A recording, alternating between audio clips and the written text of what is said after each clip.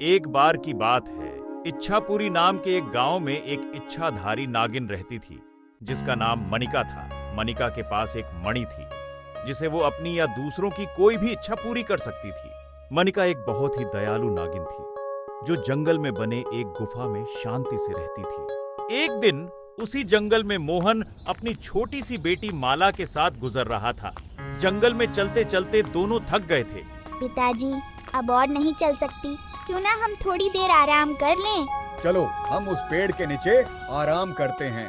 दोनों इतने थके हुए थे कि देखते ही देखते दोनों की आंख लग गई। और तभी उस पेड़ में बंद एक बिल से एक सांप बाहर आया। जैसे ही उस सांप ने दोनों को पेड़ के नीचे देखा, वो गुस्सा हो गया। इनकी इतनी हिम्मत कि ये मेरे आराम करने की जगह में सोए हैं।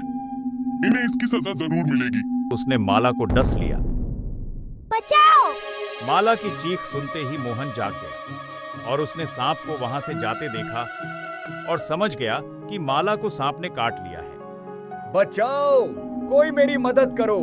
मोहन के चिल्लाने की आवाज बचाओ! मनिका तक पहुंची, कोई मेरी जो मदद अपनी करो! गुफा में आराम कर रही थी। मदद की पुकार सुनकर उसने तुरंत मोहन के पास जाने का फैसला किया। क्या हुआ? तुम इतना परेशान क्यों हो? मेरी बेटी को सांप ने काट लिया। इसे कुछ नहीं होगा। और उसने तुरंत अपनी मणि से माला को ठीक कर दिया। अब तुम बिल्कुल ठीक हो। धन्यवाद देवी। मेरी शक्तियाँ लोगों के भले के लिए ही हैं, इसलिए जब भी किसी को मेरे मदद की जरूरत पड़ती है, मैं आ जाती हूँ। पर आप इस जंगल में रहती कहाँ हैं? उस गुफा में। जब भी तुम्हें कोई जरूरत पड़े तुम यहाँ आ सकती हो। धन्यवाद देवी, अब हम चलते हैं। इस बात को कई साल बीत गए और गांव में देखते ही देखते माला भी बड़ी हो गई। और एक दिन उसकी माँ बहुत बीमार पड़ गई और इससे पहले कि उसका इलाज हो पाए, उसकी मृत्यु हो गई। माला ये देखकर दुखी हो गई और अपनी माँ के शरीर को लेकर मोहन के साथ मनिका के पास गई। देवी, मेरी माँ की मृत्यु हो गई है, कृपया अपनी शक्ति से इन्हें फिर से जिंदा कर दे। बेटी, मेरी शक्तियाँ भी सीमित है। मैं अपनी शक्ति से बीमार लोगों को ठीक कर सकती हूँ, पर किसी मृत को जीवित नहीं कर सकती। तुम्हें कुछ और चाहिए तो बताओ। नहीं देवी, मुझे कुछ और नहीं चाहिए। माला की माँ के देहांत के कुछ दिनों बाद ही मोहन ने दूसरी शादी कर ली और उसकी नई पत्नी की पहले से ही एक बेटी थी। माला, ये तुम्हारी नई माँ है। अब तुम्हें कभी भी माँ के प्यार की कमी नहीं होगी।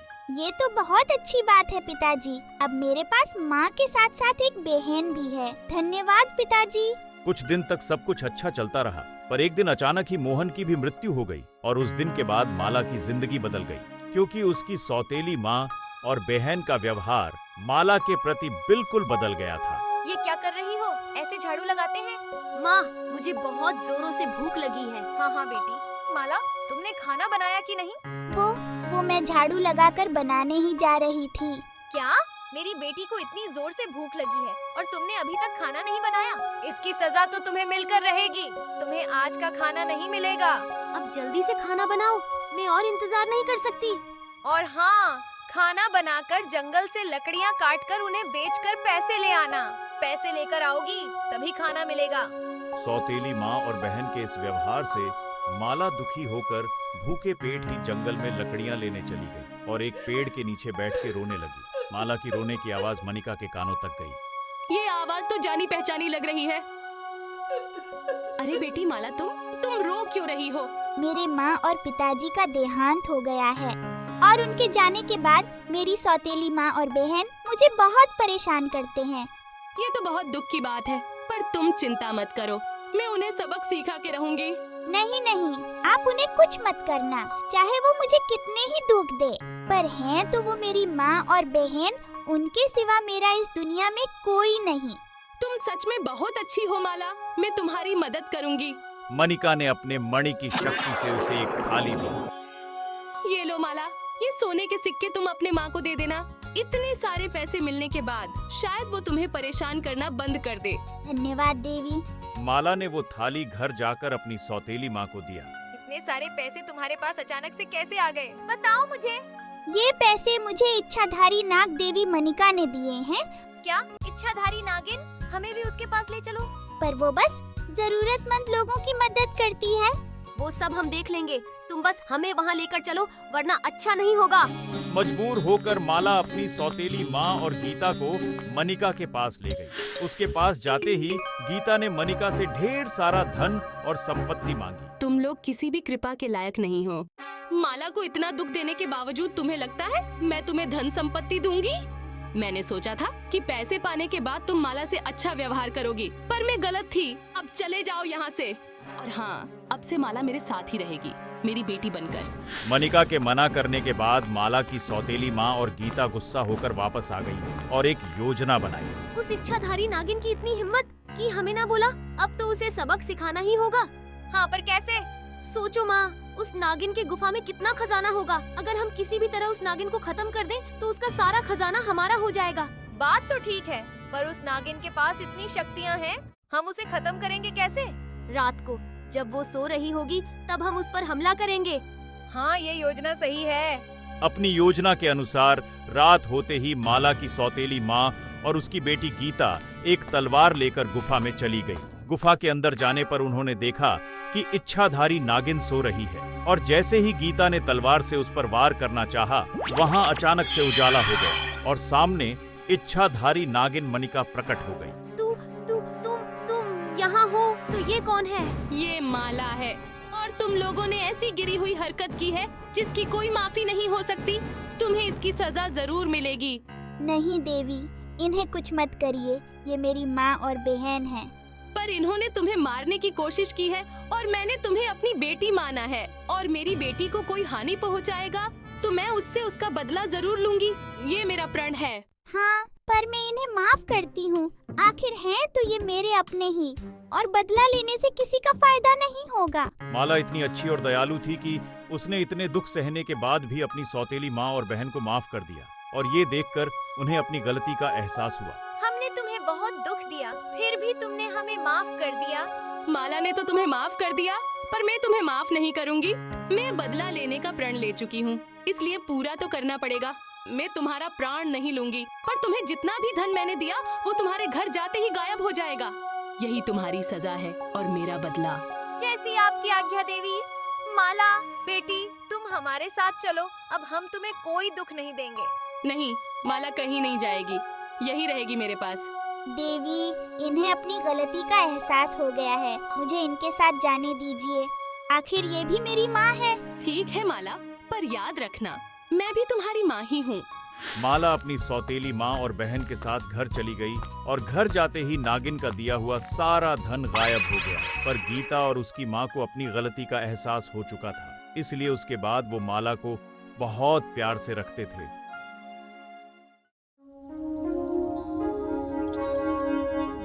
भेड़िया आया, गांव वालों से ये बोलकर मस्ती करने वाला राजू अब एक अच्छा बच्चा बन गया था, क्योंकि एक बार उसके झूठ बोलने की आदत के कारण वह बहुत बड़ी मुसीबत में फंस गया था। इस वजह से वह अब हर काम सोच समझकर करता था। लेकिन कुछ ही दिनों में वह पुरानी बातें भूल गया और फिर से पहले की तरह झूठ बोलना शुरू कर दिया। सुनो बेटे, ये सरपंच जी का मकान कहाँ पड़ेगा?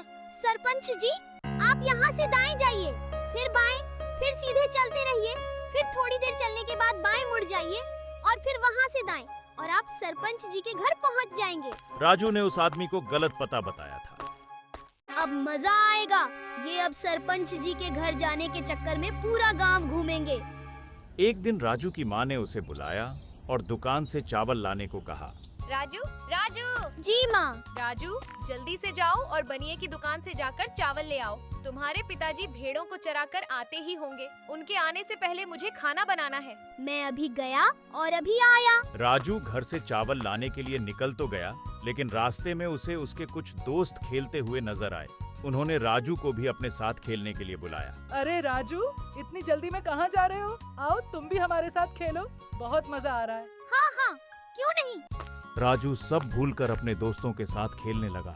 खेलते खेलते शाम हो गई और फिर उसे याद आया कि उसकी माँ ने उसे चावल लाने को भेजा था। मैं चावल लाना भूल ही गया।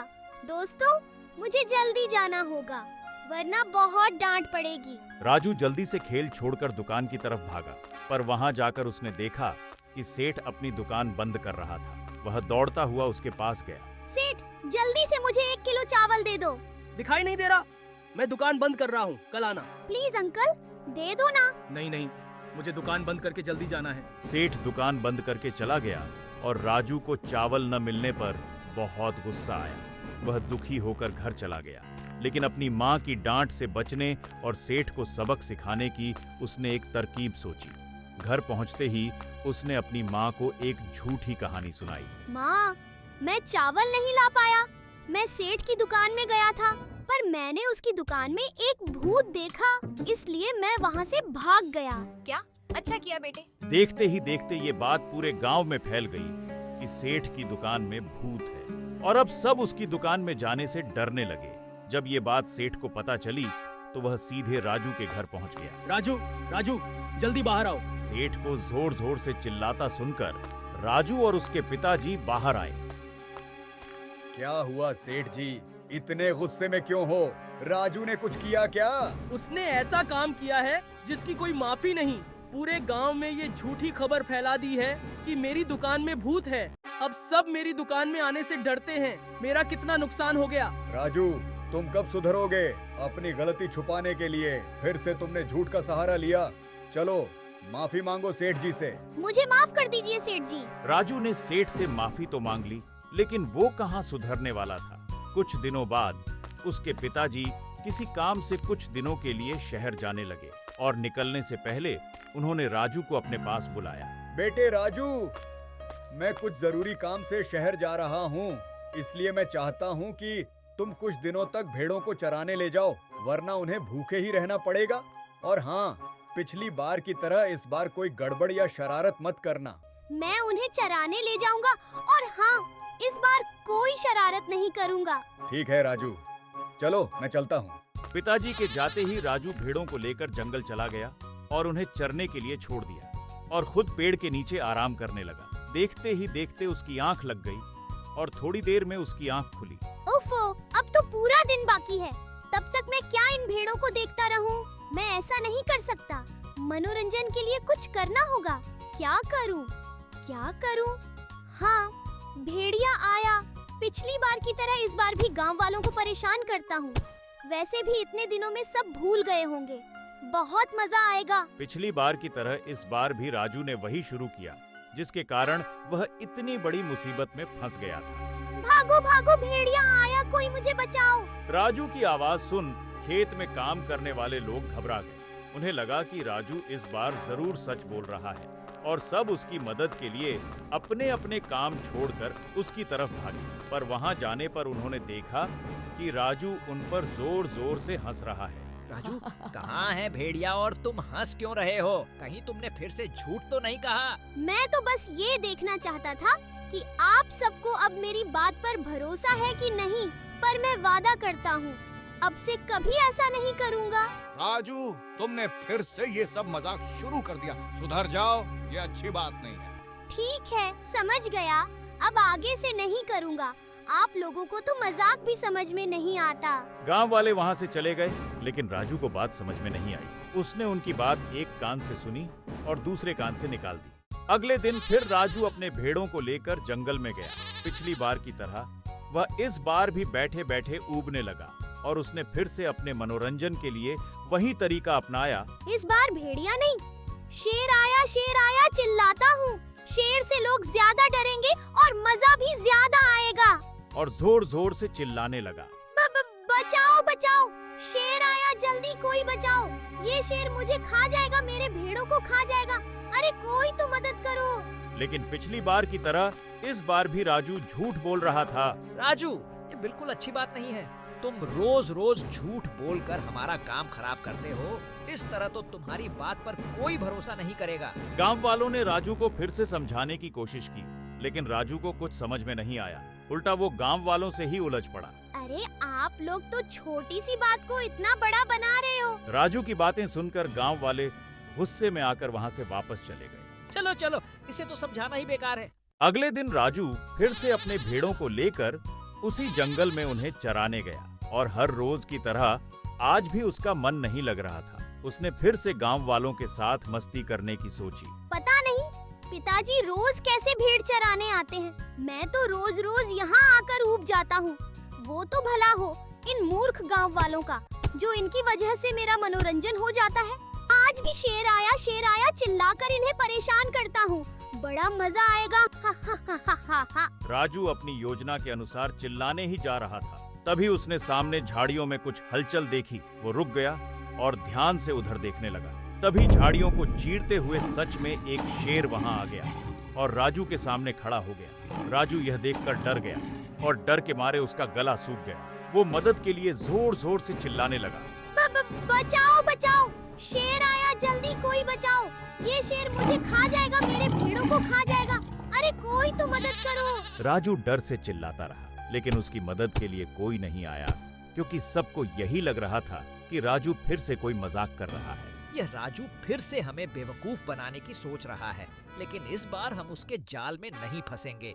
कोई उसके पास नहीं जाएगा। इधर राजू को चिल्लाता देख शेर गुस्से से बोला, ये क्या मजाक बना के रखा है? बहुत दिनों से सुन रहा हूँ शेर आया, जबकि मैं तो कभी आया ही नहीं, और आज जब मैं सच में आ गया हूँ तो डर क्यों रहे हो? मुझे माफ कर दो शेर जी, मैं तो बस मजाक कर रहा था। जैसे कि मैंने एक कहानी में पढ़ा था, मुझे क्या पता था कि वो कहानी सच हो जाएगी। पता नहीं वो कहानी किसने फैलाई है, शेर का मजाक बना के रख दिया है। तुम इस तरह लोगों को डराने के लिए मेरे नाम का गलत इस्तेमाल नहीं कर सकते, ऐसे तो लोग सच में मुझसे डरना छोड़ देंगे। जैसे आज तुम्हारी मदद करने कोई नहीं आया, अब बताओ क्या मैं तुम्हें खा जाऊं? मुझे माफ कर दीजिए, मैंने झूठ बोलकर बहुत बड़ी गलती कर दी। मुझे ऐसा नहीं करना चाहिए था। मैं वादा करता हूँ कि अब से कभी किसी से झूठ नहीं बोलूँगा। ठीक है, बच्चा समझकर इस बार माफ कर देता हूँ, पर आगे से ऐसा कभी नहीं होना चाहिए। मैं वादा करता हूँ। शेर ने राजू पर तरस खाकर उसे छोड़ दिया, और इस घटना से राजू को यह भी समझ में आ गया कि झूठ बोलने की वजह से हम लोगों का विश्वास खो देते हैं और समय आने पर कोई हमारी मदद नहीं करता। इसलिए हमें कभी झूठ नहीं बोलना चाहिए।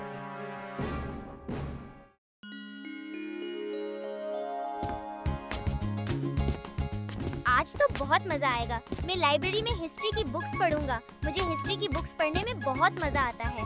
हाँ, और मैं मैजिकल स्टोरीज पढ़ूंगा। मुझे जादू की कहानियाँ पढ़ने में बहुत मजा आता है। आज हम पूरा दिन लाइब्रेरी में बिताएंगे। हाँ, वहाँ हमें कोई डिस्टर्ब करने वाला भी नहीं होगा। चलो, अब जल्दी से चलते हैं, लेट हो रहा है। चिंटू, मिंटू, तुम लोग कहाँ जा रहे हो? लाइब्रेरी। सुना है वहाँ नई स्टोरी बुक्स आई हैं। क्या? नए स्टोरी बुक्स? फिर तो हम भी चलते हैं। हाँ हाँ, क्यों नहीं, चलो हमारे साथ, बहुत मजा आएगा।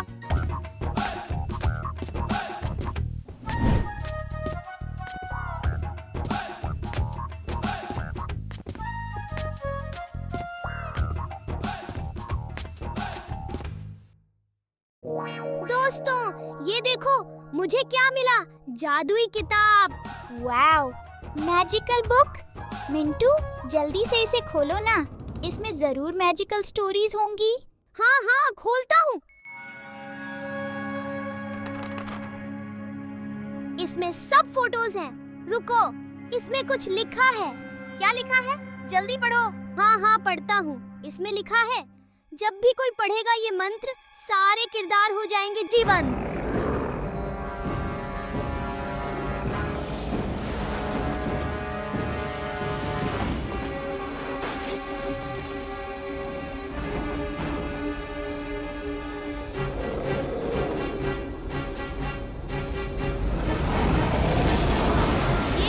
ये क्या हो रहा है?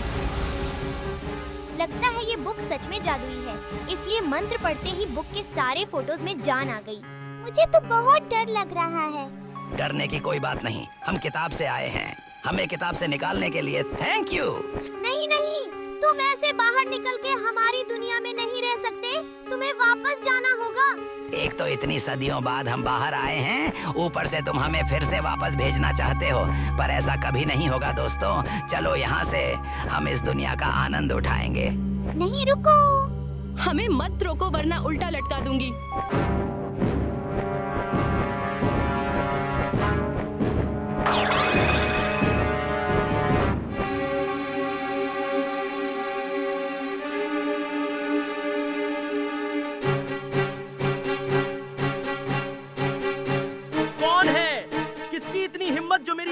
आइसक्रीम खाए। छोड़ूंगा नहीं उसे मैं। अच्छा, हमें धमकी देता है। इंसान कहीं के, अभी इसे मजा चखाते हैं।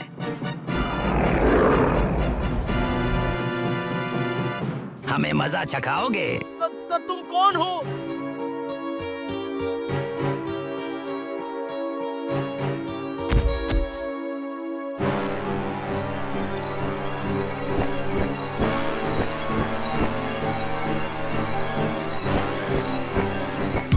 अरे उड़ने वाला घोड़ा, भागो!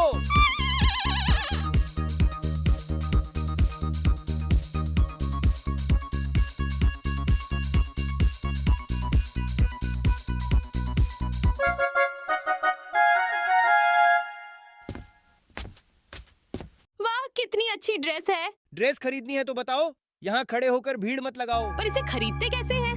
पैसे देकर। पैसे? पर वो तो मेरे पास नहीं है। तो मेरा टाइम वेस्ट मत करो, चलो जाओ यहाँ से। पता नहीं कहाँ से चले आते हैं। इसे तो बात करने की भी तमीज नहीं है। अभी इसे मजा चखाती हूँ।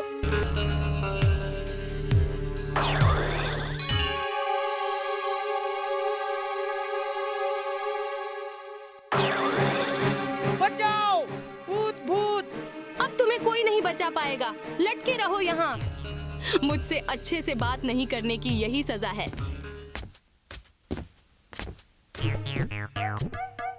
ओह नो, अब हम क्या करें? ये बुक के कैरेक्टर्स तो पूरे शहर में सबको परेशान कर रहे हैं। सही कहा, इन्हें किसी भी तरह बुक में वापस भेजना होगा। हाँ, पर कैसे? हम इन्हें रिक्वेस्ट करते हैं कि ये बुक में वापस चले जाएं। हाँ, ये अच्छा आइडिया है। छोटे भाई, प्लीज बुक में वापस चले जाओ। यहाँ सब तुमसे डर रहे हैं। हम क्यों वापस जाएं? आखिर इतने सालों बाद बुक के बाहर आने का मौका मिला है। तुम लोगों की भलाई इसी में है कि चुपचाप हमें एंजॉय करने दो, वरना अच्छा नहीं होगा।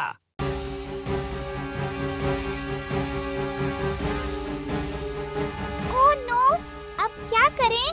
मेरे पास एक आइडिया है। जैसे बुक में इनको बाहर लाने का मंत्र था, वैसे ही इन्हें अंदर वापस भेजने का भी मंत्र होगा। हमें किसी तरह वो मंत्र पढ़ना होगा। हाँ, पर वो बुक है कहाँ? वो तो लाइब्रेरी से उड़ के बाहर चली गई थी। वो रही बुक, चलो उसे पकड़ते हैं। ये बुक तो पकड़ में ही नहीं आ रही।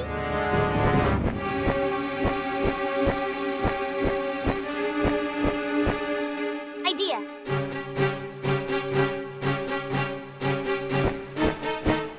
अगर और गाजर चाहिए तो आके ले लो। क्या? और गाजर? हाँ हाँ, मुझे तो बहुत सारा गाजर चाहिए। अभी आता हूँ।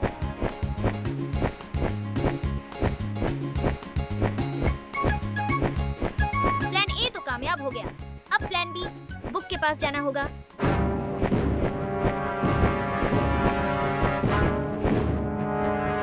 ये वेल डन चिंटू। चिंटू, अब जल्दी से मंत्र पढ़ो। हाँ हाँ, पढ़ता हूँ। किताब के किरदारों को फिर से करना है यहाँ बंद, तो आंख बंद करके पढ़ो ये मंत्र। क्या आंख बंद करके? पर और कोई चारा भी नहीं है। किताब के किरदारों को फिर से करना है यहाँ बंद, तो आंख बंद करके पढ़ो ये मंत्र।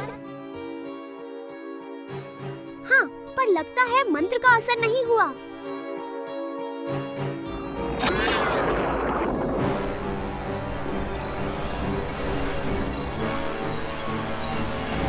नहीं, वो देखो, मंत्र का असर हो गया। सारे कैरेक्टर्स वापस जा रहे हैं।